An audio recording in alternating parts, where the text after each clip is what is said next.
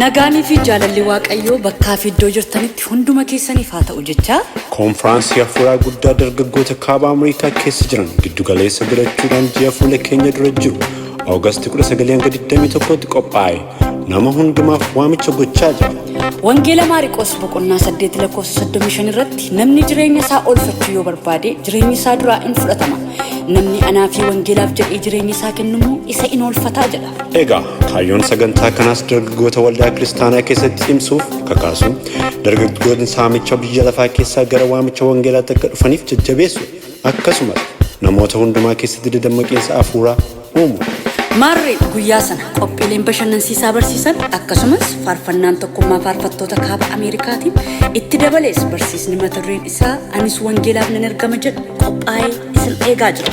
Bakki waaqeffannaa keenyaa waldaa Lord of Life Seaforth South Dakota hundumti keessan affeeramtaniitu.